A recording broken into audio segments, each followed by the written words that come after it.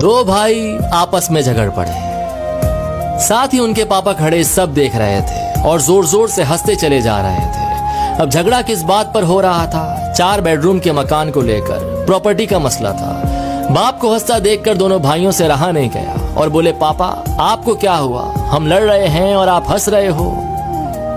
बाप ने कहा, बेटे तुम इस चक्कर में पड़े हो, मैं कल तुम्हें अनमोल खजाना दिखाऊंगा, कल चलो छुट्टी लेकर मेरे साथ। दोनों भाइयों ने छुट्टी ली और सुबह सुबह तीनों निकल पड़े। एक बस में चढ़े तो 2 ही सीट खाली थी। अब जाने वाले 3 थे, 10 घंटे का रास्ता था।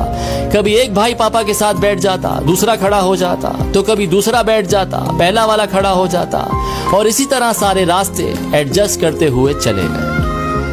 गांव पहुंचे तो पापा उन्हें एक पुरानी हवेली पर ले गए। देखा तो हवेली खंडर हो चुकी थी। कबूतरों ने घोंसले बना लिए थे, झाड़ियां उगाई थी। ये देखकर पापा इमोशनल हो गए, रोते चले जा रहे थे और उनसे कहते चले जा रहे थे कि देख रहे हो हवेली, इस हवेली में तुम्हारा बचपन बीता है। इस हवेली के लिए मैंने अपने बड़े भाई से लड़ाई लड़ी, एक दूसरे को मरने मारने पर उतर आए थे, जैसे कल तुम लड़ रहे थे।